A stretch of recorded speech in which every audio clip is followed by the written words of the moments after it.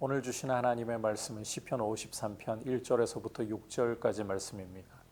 제가 6절 읽도록 하겠습니다. 시온에서 이스라엘을 구원하여 줄 자 누구인가? 하나님이 자기 백성의 포로된 것을 돌이키실 때에 야곱이 즐거워하며 이스라엘이 기뻐하리로다. 아멘. 오늘 우리가 함께 살펴보려고 하는 시편 53편은 부제에서도 볼 수 있듯이 다윗의 시입니다.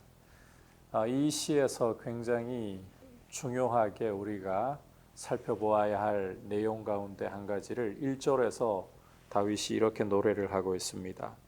어리석은 자는 그의 마음에 이르기를 하나님이 없다 하도다. 그들은 부패하며 가증한 악을 행하며 선을 행하는 자가 없도다.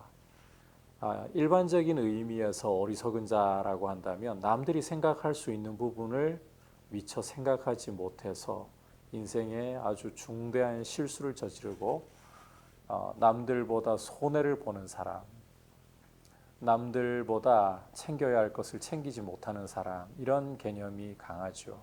그런데 성경이 보여주고 있는 어리석은 사람은 이 영적인 사고를 할 줄 모르는 사람을 가리킵니다. 쉽게 말해서 하나님께 생각이 미치지 못하고 하나님을 두려워할 줄 모르는 사람이 바로 어리석은 자라는 거예요. 이걸 좀 다른 말로 바꾸자면 악인이 바로 어리석은 자라는 것입니다. 그래서 1절에서 어리석은 자는 그의 마음에 이르기를 하나님이 없다. 하나님이 없다. 그래서 그들은 행실이 부패하고 가증한 악을 행하는 모습으로 드러난다. 선을 행하는 모습이 없다는 것입니다. 이게 어리석은 자라는 거예요. 하나님을 두려워할 줄 모르고 하나님을 그들의 목전에 둘 줄 모르고 이 부패에서 온갖 악을 저지르고 선이라고는 행할 줄 모르는, 이것이야말로 성경이 보여주는 무지하고 어리석은 자의 대표적인 모습입니다. 계속해서 2절을 보시면 하나님께서는 인생을 굽어 살피시면서 인생에게 관심을 보이시는 분이라고 보여주고 있어요. 인생 가운데서도 어떤 사람을 찾기를 원하시기 때문에 이렇게 관심을 보이시느냐. 2절 후반부를 보시면 지각이 있는 자와 하나님을 찾는 자가 있는가 보려 하신즉, 하나님은 낮고 천한 이 세상을 굽어보시면서 그 가운데서 하나님을 찾는 자, 다시 말해서 지각이 있는 자, 총명한 자가 있는가를 찾아보신다는 거예요. 그리고 그 사람을 주목하시고 그 사람에게 하나님의 시선을 두십니다. 돈이 많은 사람, 이름을 날리는 사람, 권력이 있는 사람, 이 소위 세상에서 사람들이 부러워하고 갑이라고 생각할 만한 그런 부류의 사람들에게 하나님은 관심이 없습니다. 신분이 높고 낮고를 떠나, 가진 것이 많고 적고를 떠나 하나님을 찾을 줄 아는가, 지각이 있는가, 이와 같은 사람을 하나님이 살피시고 찾으신다는 거예요. 그런데 인생의 모습을 살펴보니까 3절에서 각기 물러가 함께 더러운 자가 되고 선을 행하는 자가 없으니 한 사람도 없도다. 인생 가운데 이 하나님을 제대로 찾을 수 있는 경건한 사람이 보이지 않는다는 거예요. 그리고 4절을 보시면 죄악을 행하는 자들은 무지하냐, 그들이 떡 먹듯이 내 백성을 먹으면서 하나님을 부르지 아니하는도다. 이 악인들의 모습을 보니까 하나님의 백성들을 이 떡을 먹듯이, 이 떡이라는 게 그 우리말로 좀 바꿔가지고 생각을 하자면 우리가 늘 먹는 밥, 그렇게 번역을 하는 게 더 와닿을 것 같아요. 밥 먹듯이 하나님의 백성을 먹으면서 하나님을 아예 찾을 줄 모르는, 그런데 이렇게 악을 행하면서 하나님을 두려워함이 없는 이들이 과연 끝까지 승승장구할 수 있을 것인가?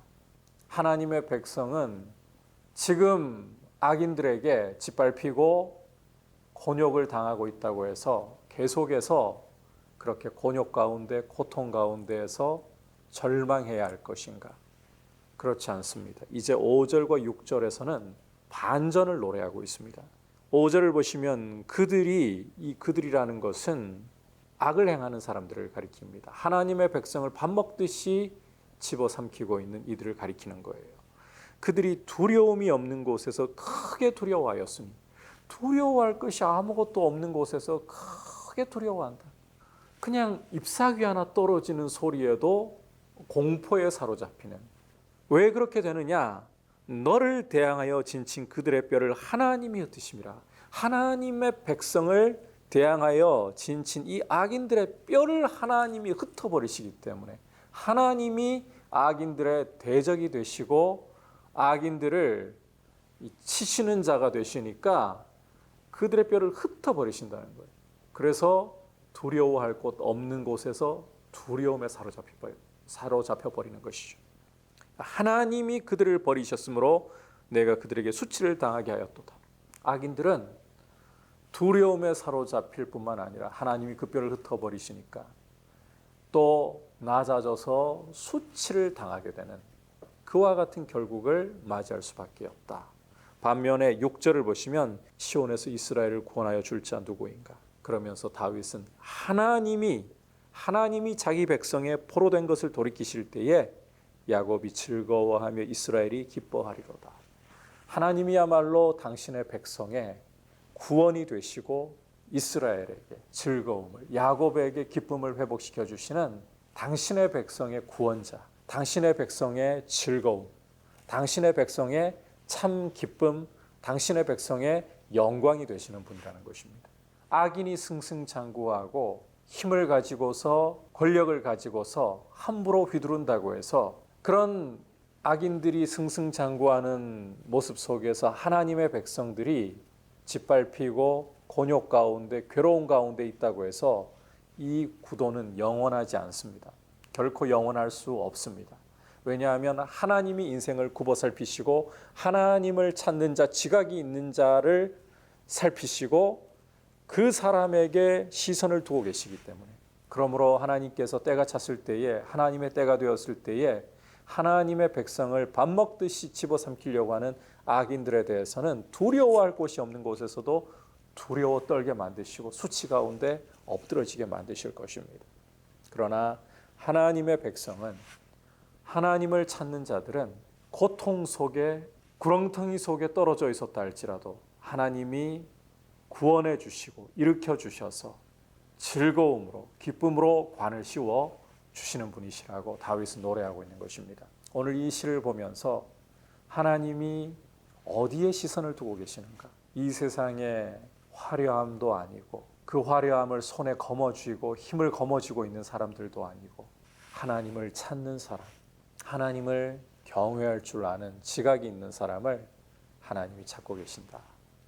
이 사실을 꼭 기억하셨으면 좋겠습니다. 그리고 우리에게 진정한 소망은 우리를 구원하시고 우리에게 기쁨을 주실 진정한 소망은 오직 하나님이시라는 사실을 기억하면서 비록 지금 인생이 고달파도 지금 내 삶이 괴로워도 하나님께 소망을 두고 하나님을 찾는 승승장구하는 악인을 부러워하지 말고 하나님 없이도 잘 나가는 사람들 부러워하지 말고 괴로워도 주님의 얼굴을 바라보면서 주님을 구하는 주님이 주목하시는 의인의 길을 걸어갈 수 있기를 축복합니다. 말씀을 생각하면서 함께 기도하겠습니다.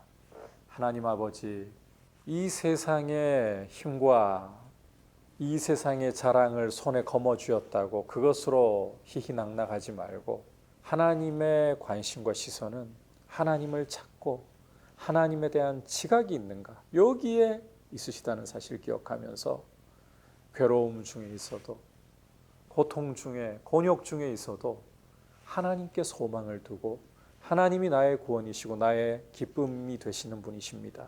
이 사실 고백하면서 하나님을 끝까지 구할 수 있는 믿음의 인내로 서 있게 하여 주셔서 마침내 하나님의 즐거움을 구원의 즐거움을 누리게 하여 주옵소서. 같이 기도하겠습니다. 하나님 아버지 감사를 드립니다. 오늘 다윗의 시를 통해서 하나님의 시선은 이 세상의 많은 재물과 힘과 남들보다 뛰어난 재능을 소유하고 있는 사람에게 있는 것이 아니라 하나님을 찾는 사람, 하나님을 향하여 지각이 있는 사람을 찾고 계시고 거기에 시선을 두신다는 사실을 보았습니다. 아버지, 비록 곤욕 가운데 있고 고통 가운데 있어도 하나님을 찾으며 하나님을 경외할 줄 아는 모습으로 서서 하나님을 끝까지 인내로 바라보게 하시고 하나님의 아버지께서 주시는 구원의 기쁨, 즐거움으로 풍성하게 하여 주옵소서. 예수님의 이름으로 기도드립니다. 아멘.